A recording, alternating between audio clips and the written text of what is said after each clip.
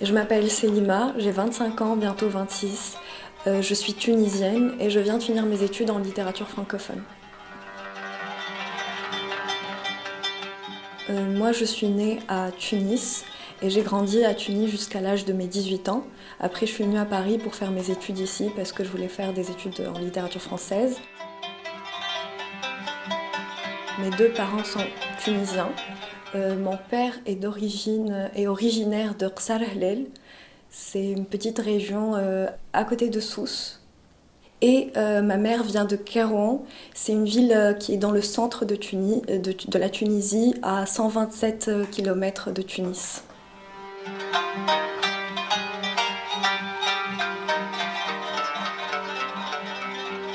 Souvent, les gens, des fois, on me dit tout de suite, ça se voit, tu es tunisienne, marocaine ou algérienne. Et d'autres fois, on me dit, mais c'est bizarre, t'as pas la tête d'une Tunisienne. Je comprends pas du tout ce que ça veut dire parce que je sais pas quelle tête ils ont, les Tunisiens, s'ils ont une tête particulière. Il y a pas, le Tunisien, je vois pas quelle tête il doit avoir. Il a la tête qu'il a.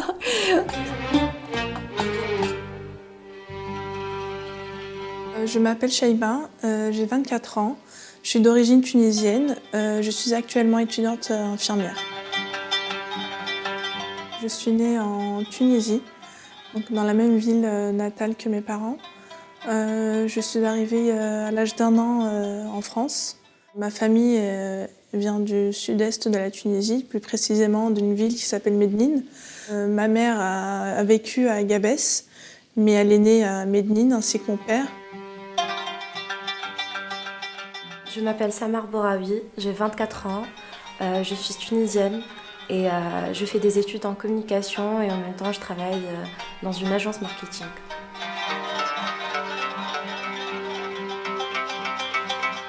Mon père, il est originaire de Sfax.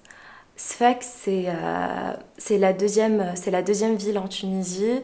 Ma maman, elle est originaire de Tabarka. Tabarka, c'est une région du nord-ouest de la Tunisie. C'est un petit coin de paradis en fait, parce qu'il y a la mer, il y a la montagne.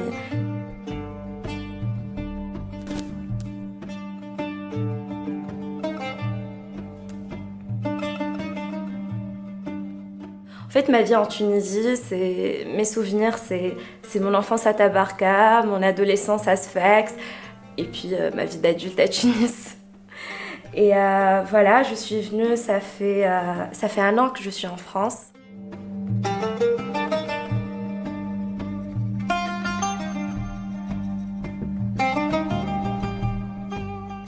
Quand j'étais en Tunisie, je me suis jamais posé la question.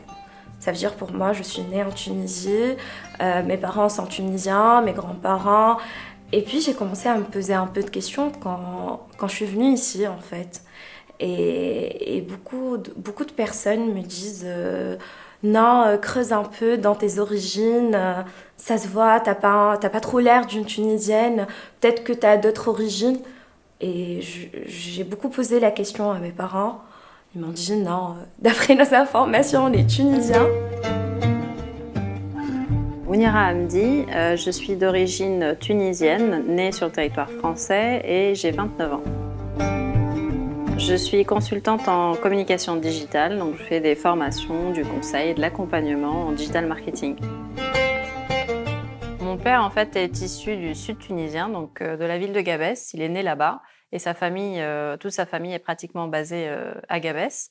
Et ses parents ont à un moment donné d'ailleurs décidé de se déplacer à Tunis. Et de l'autre côté, ma mère en fait elle est née à la Chebba, qui est un petit village de pêcheurs au centre de la Tunisie, côté littoral aussi. Donc chaque été, on passait le temps entre Tunis, la Chebba et Gabès. Pour le moment, je passe ma vie entre 2 pays, puisque je passe la moitié du mois à Paris et l'autre moitié à Tunis, puisque je gère en fait des activités professionnelles sur les 2 territoires.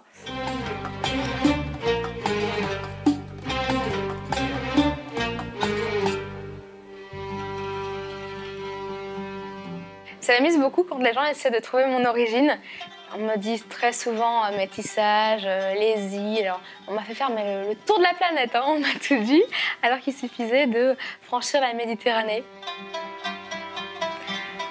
bonjour, je m'appelle Meriem, j'ai bientôt 22 ans et je suis d'origine tunisienne. Actuellement, dans la vie, je suis à la fois chef d'entreprise et mannequin. Ma famille, et donc mes parents, sont originaires de El Kef, dans le nord-ouest du pays. Ensuite, ils ont immigré dans le sud. Donc, je suis née à Aix-en-Provence, dans les Bouches-du-Rhône, et je vis à Paris. Donc, c'est un beau petit voyage qui a été fait jusqu'ici.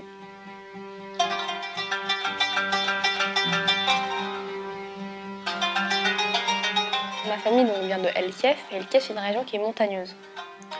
Donc, je pense qu'ils ont été aussi un petit peu épargnés, entre guillemets, par toutes les invasions qui se sont passées en Tunisie et qu'ils ont dû garder un petit côté méditerranéen, grec, italien, quelque chose dans le genre, puisque j'ai un grand-père qui a les yeux mais bleu ciel, très pâle, une grand-mère qui est aussi très pâle et un père qui a les yeux vert pétant. Donc bon, comme quoi, et nous sommes 100% tunisiens, toute la famille depuis des générations.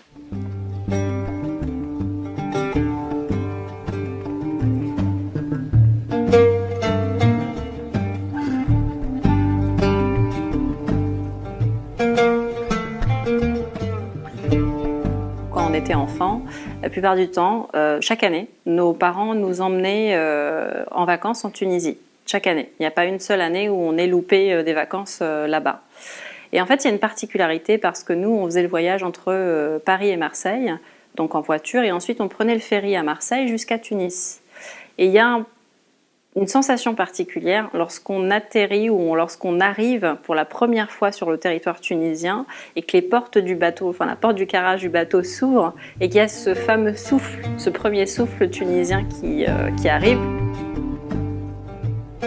L'un des points qui me fait donner cette sensation d'être tunisienne, c'est véritablement lorsque j'atterris sur le territoire et que je me réaccoutume avec tout cet environnement, ces odeurs, ces couleurs, ces chaleurs.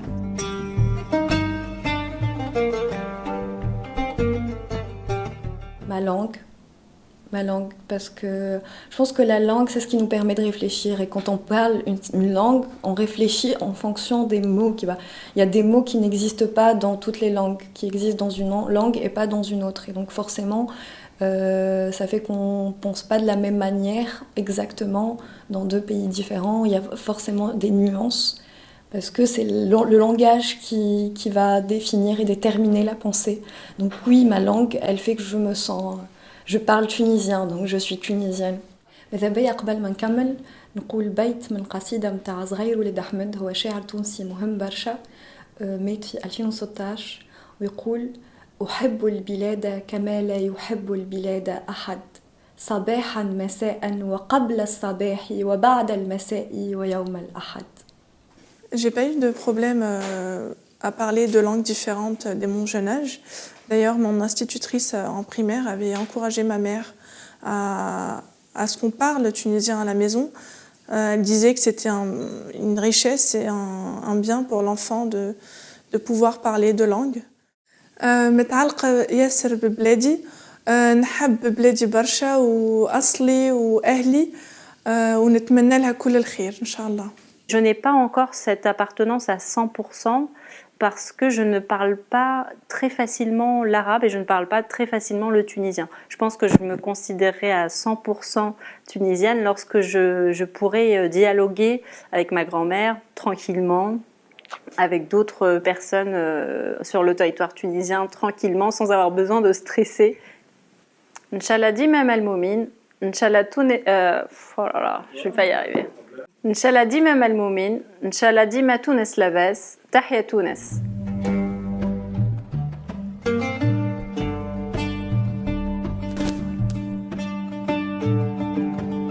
Je me sens tunisienne parce que quand par exemple, je suis venue en France, j'ai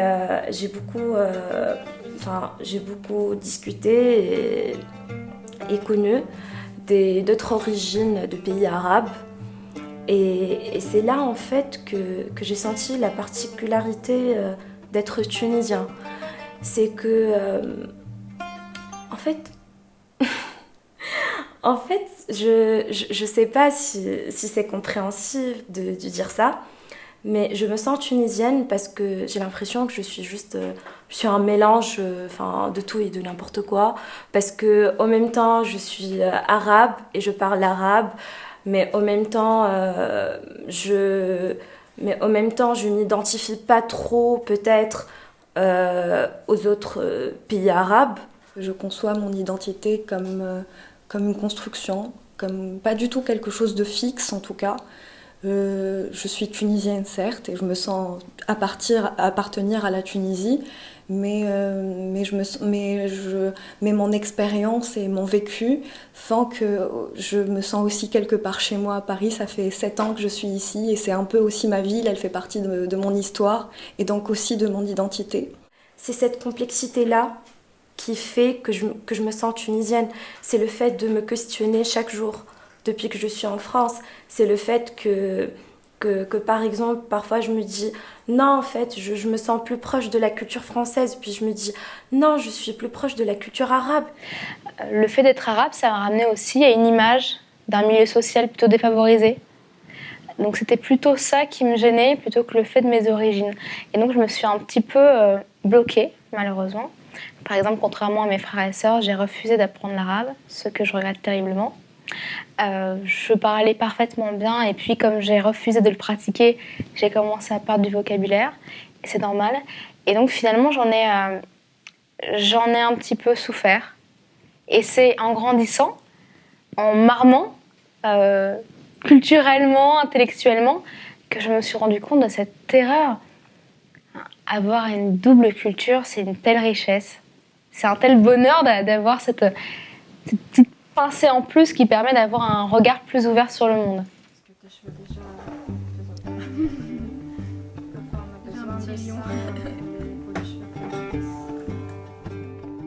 Quand j'étais au collège, j'étais à Sfax et qu'il y avait la Révolution. Et en fait, j'étais pas vraiment consciente politiquement, je comprenais pas ce qui se passe. Mais on était là au collège avec toute la naïveté du monde. On voyait les gens se révolter, on voyait les gens sortir en manifestation. Et on était là à sortir nous aussi à 14 ans en manifestation, à fermer les collèges. Et je me rappelle un jour, on nous a fermé les lycées, on nous a demandé de rentrer. Et moi, j'étais à la maison, mes parents ils m'ont enfermée et je me suis enfuie. J'ai pris le bus, je suis allée dans une manifestation toute seule. J'avais perdu mon téléphone, j'étais perdue.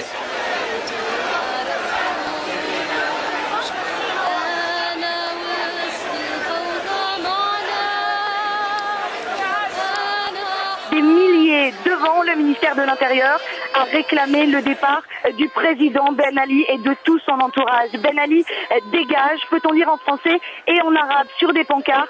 La foule s'assoit et dit qu'elle ne se relèvera pas tant qu'il ne sera pas parti. C'est un jour historique, m'a dit un homme, les larmes aux yeux. C'est plus que jamais l'espoir qui règne ici d'un vrai changement en Tunisie.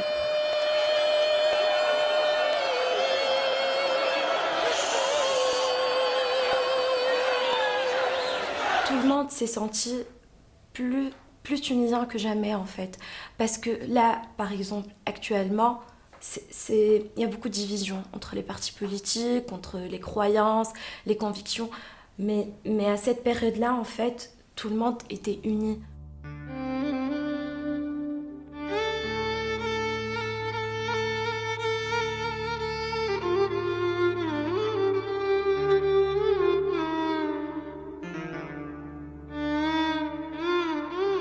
Dans le cadre de la double culture, il y a des éléments de distinction qu'on observe au quotidien. D'une part, la langue qu'on parle, qu'on peut utiliser à l'intérieur de la maison. Donc le fait que parfois on laisse un peu de côté le français, qu'on mélange, qu'on fait des mix d'ailleurs dans les phrases, le français et l'arabe.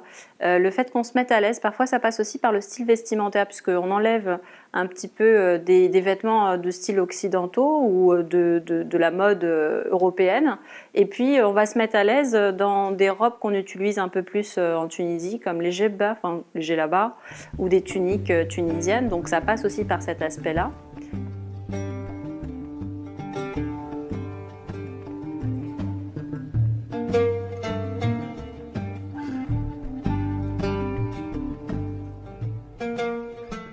Il y a ce petit truc qui te fait réagir, c'est la musique tunisienne qui est mezzoud.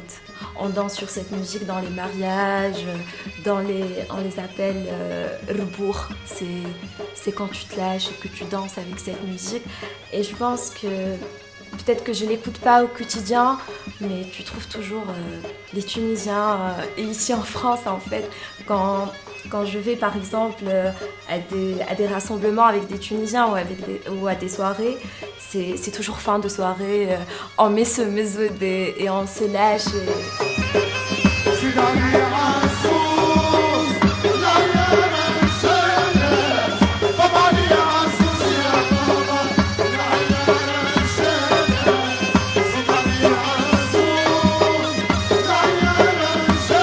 Ça passe aussi par la cuisine, surtout, parce que de temps en temps, on fait des petits mix entre la cuisine française et la cuisine orientale, mais on cuisine, on va pas se mentir, on cuisine majoritairement tunisien. Donc c'est clair et net que dans l'épicerie, enfin tout ce qui est un peu épices, recettes, et même parfois les ingrédients qu'on va utiliser, ce sont des ingrédients qu'on a ramenés de Tunisie.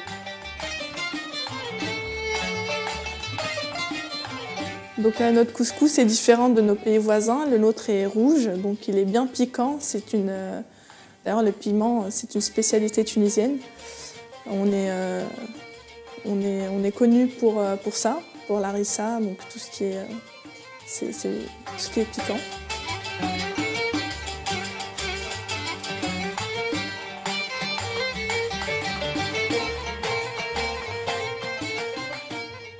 On a l'harissa.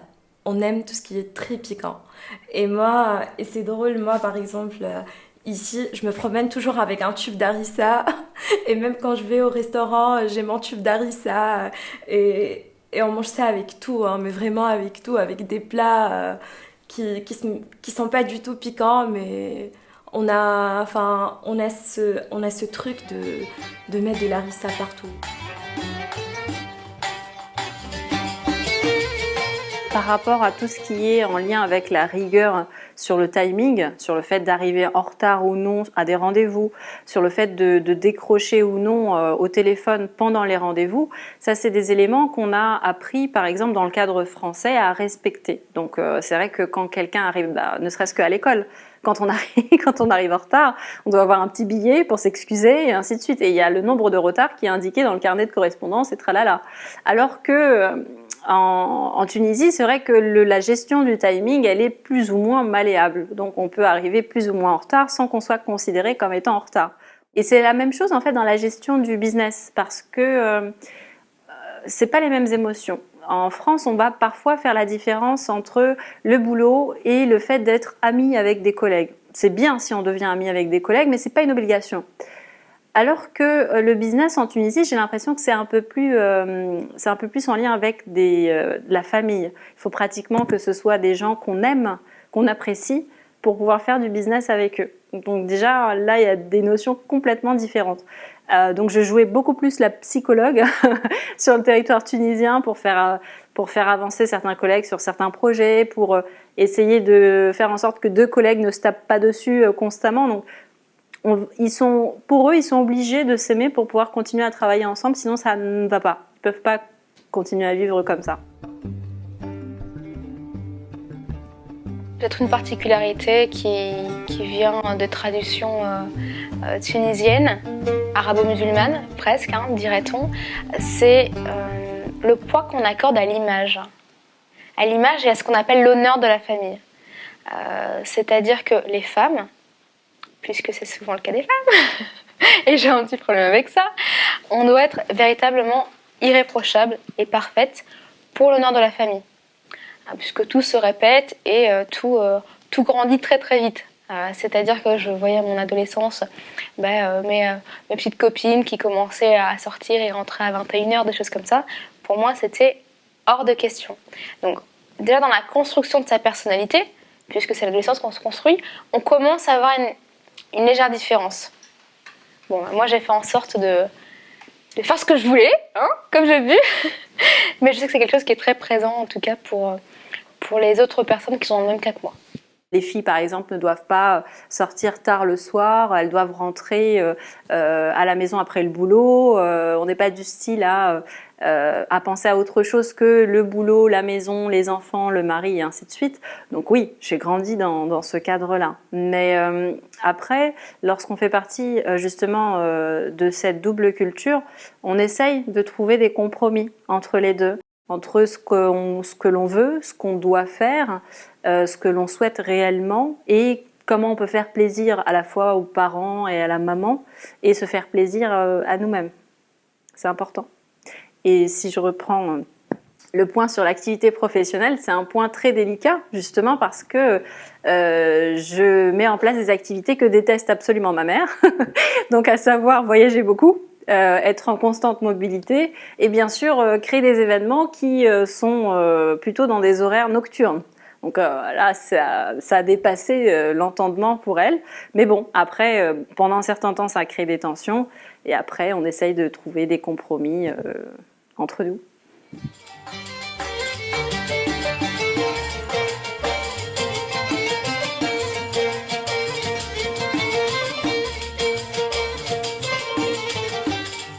C'est pas 100% tunisien, c'est pas du tout tunisien, c'est juste... c'est le mode ramadan en fait. C'est un mois qui se fait dans tous les pays arabo-musulmans. Mais en Tunisie, c'est un mois qui est très spécial pour moi. Ça dépasse l'aspect religieux en fait. Et ça dépasse l'aspect religieux, ça dépasse le fait est-ce que tu jeûnes ou tu jeûnes pas. Ça dépasse le fait est-ce que tu es musulman ou pas. C'est un phénomène où tout le long de ce mois, c'est la famille qui se rassemble chaque soir avec le dîner. Dans la vie de tous les jours, on pense pas forcément, on est pressé, donc chacun va manger de son côté. Des fois, on va forcément se réunir. Mais Ramadan, c'est sacré, toute la famille se réunit pour dîner. Les mamans, les grands-mères, elles sont là parfois depuis le matin à cuisiner des recettes. Il y a un côté festif que j'aime beaucoup, il y a une ambiance très particulière, les odeurs, les plats qu'on cuisine pendant ce mois de l'année. C'est les cafés le soir, c'est la Médina c'est la Médina où tout le monde sont là dans les cafés jusqu'au matin. Moi j'aime beaucoup, à chaque fois je trouve ça dommage d'être ici pendant le Ramadan justement parce que j'apprécie énormément l'ambiance.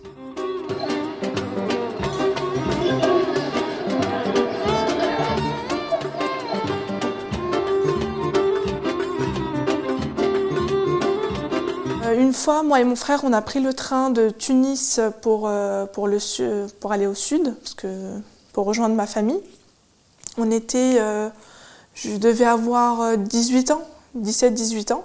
C'était durant la période de Ramadan et puis il y a eu un problème avec le train, donc il est tombé en panne durant 3-4 heures. Et durant le trajet, c'était le moment où il fallait couper son jeûne et il y avait tout le monde qui descendait, enfin les personnes qui pouvaient descendre à l'arrêt et récupérer pour manger, parce que c'était pas prévu. Et il y avait le steward du train qui est descendu aussi et prenait de l'eau, du pain, des fruits, tout ce qu'il pouvait trouver. Et il arrivait, il donnait, partageait avec tout le monde. Même si en voyant... Même nous, on n'avait rien, moi et mon frère, parce que c'était pas prévu. Il y avait tout le monde qui partageait, une femme qui partageait son pain en deux, qui donnait, alors qu'on se connaissait pas forcément. Et sur le coup, j'ai trouvé ça tellement merveilleux que j'ai dit, cette panne était, certes au début, c'était un peu embêtant, mais bon, pour au final trouver cette belle image de partage et de solidarité, j'ai trouvé ça magnifique.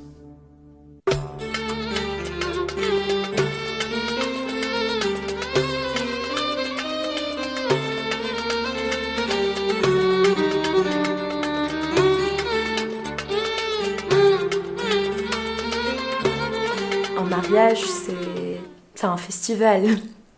Genre, c'est 3-4 soirées, c'est toute la semaine. On dit toujours ça, c'est très drôle. On dit sabarayem ou sabarayeli. Ça veut dire en fait, on les fête 7 jours et 7 soirées. Forcément, il y a le jour du mariage, donc c'est la grande fiesta. Et puis, quelques jours avant, il y a, en fonction de la volonté des mariés, il peut y avoir 2 ou 3 cérémonies qui précèdent le mariage. Donc il y a la petite aînée, il y a la grande aînée, il y a l'outille, etc. Et en fait, l'une des traditions principales des jeunes mariées tunisiennes, c'est d'appliquer, bien entendu, de la aînée sur ses mains le soir de la aînée, donc de la cérémonie de la femme.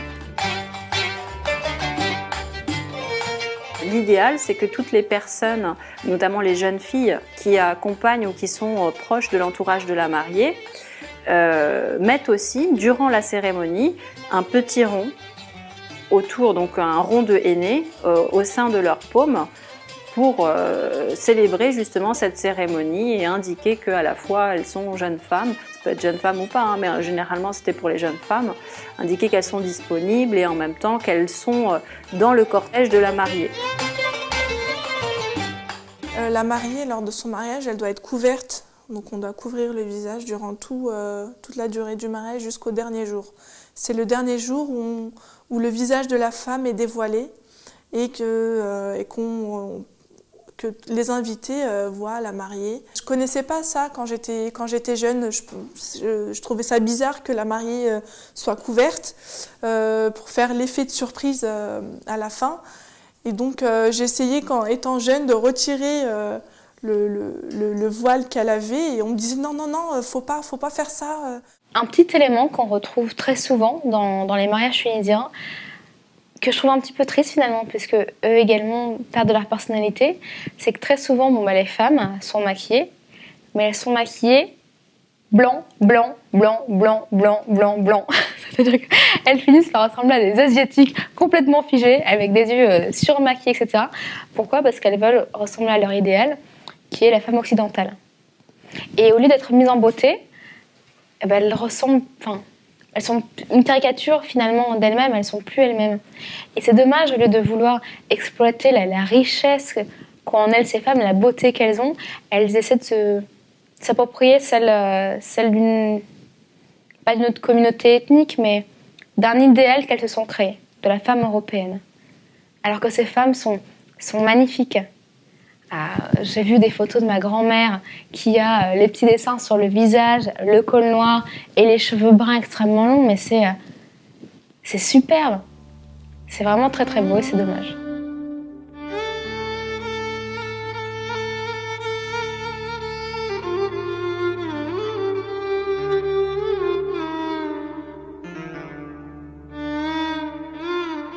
C'est l'optimisme et le côté un peu positif que le Tunisien aura toujours en tête par rapport à une situation donnée.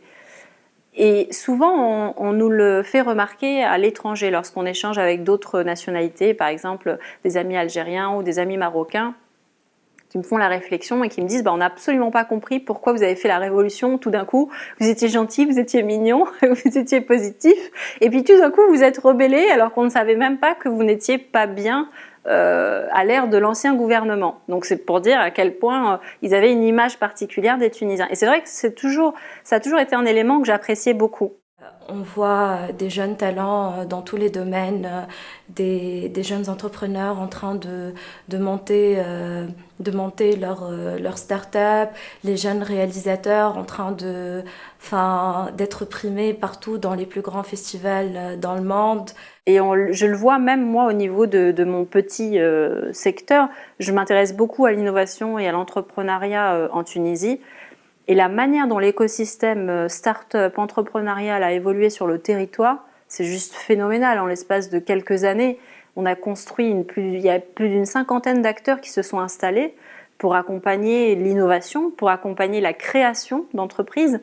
Donc tout ça, du coup, me rend fière parce que je me dis qu'ils n'ont pas attendu que le gouvernement leur propose des choses, ils n'ont pas attendu que les administrations les accompagnent pour les créer.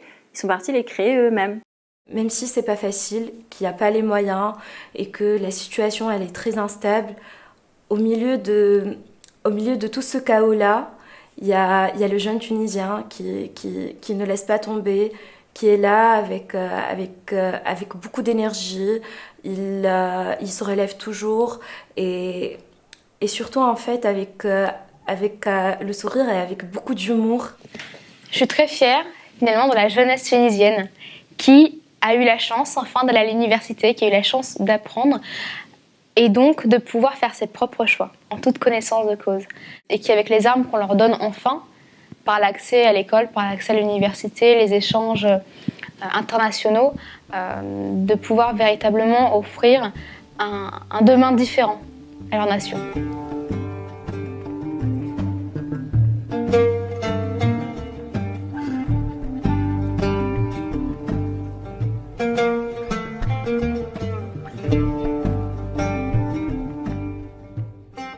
Ça me rend très fière quand on me dit ah mais t'es une femme et tu es tunisienne et on voit ta façon de vivre. On ne croyait pas que la femme tunisienne, elle pouvait être si libre ou si épanouie. Dans tout ce qui est égalité entre hommes et femmes, c'est pas encore parfait, loin de là. Et pareil en France, je considère pas du tout que la France est un pays totalement égalitaire, mais ça évolue de plus en plus. La Tunisie, c'est quand même un pays qui est très avancé parce que c'est le premier pays arabe qui a interdit la polygamie, interdit l'esclavage avant la France dans sa constitution. Les Tunisiens, tout simplement, ils sont libres en fait. Peu importe, même s'il y a beaucoup de pression par rapport à la société, par rapport à la religion. Les Tunisiens n'acceptent pas la dictature et qui se sentent soulevés contre la dictature en 2011 et qui continuent toujours à le faire et que le Tunisien, la femme tunisienne et le Tunisien en général n'acceptent pas la soumission.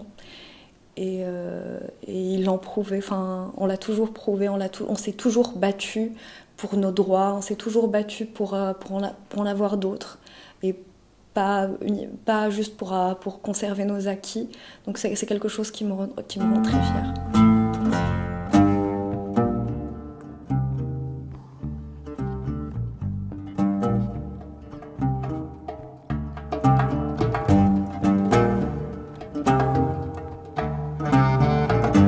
Malheureusement, ce qui me rend triste encore et sur lequel on a besoin de travailler, c'est la place de la femme.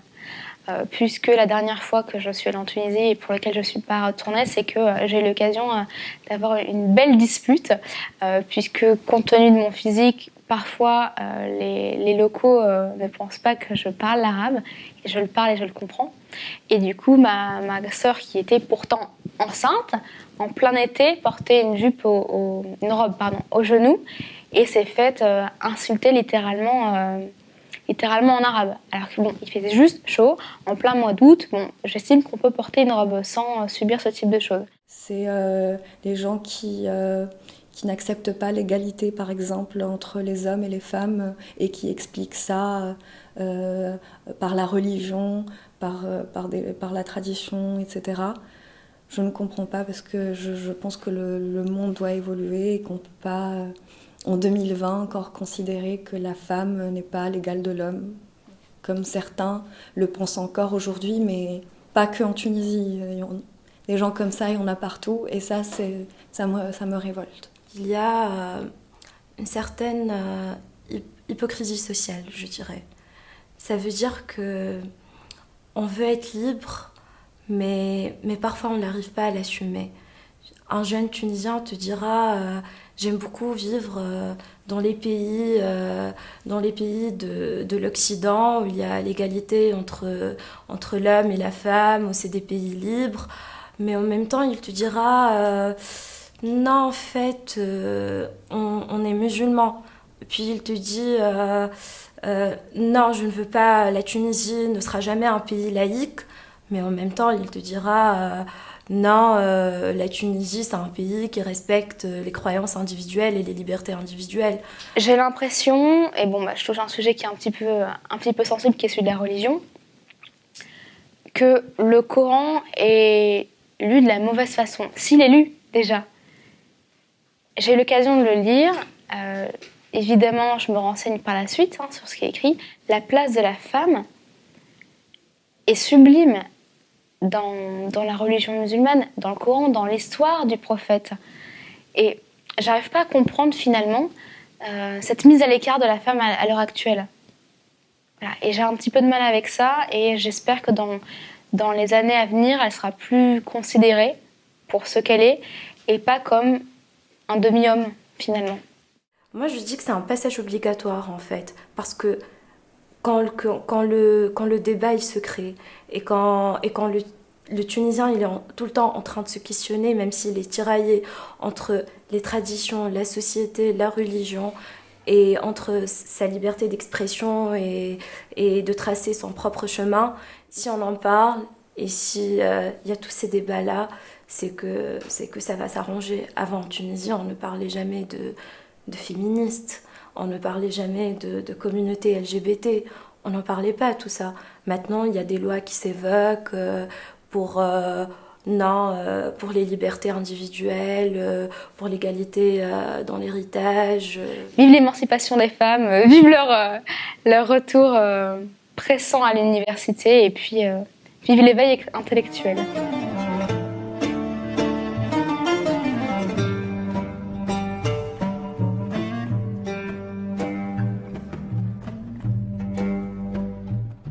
C'était bon? C'est bon? C'était bon, oui. Ok. Oula, j'ai oublié ce que j'avais dit. On répète, on recommence, pardon. Inch'Allah, tout n'est... oh là là, je vais pas y arriver. Pardon, on répète. J'arrive pas... Non, c'est pas ça. Je suis stressée, je sais pas pourquoi. Scène 358. En fait, c'est parce que quand on parle tunisien, on parle beaucoup en français aussi. Par exemple, on dit Tunis. C'est assez bizarre.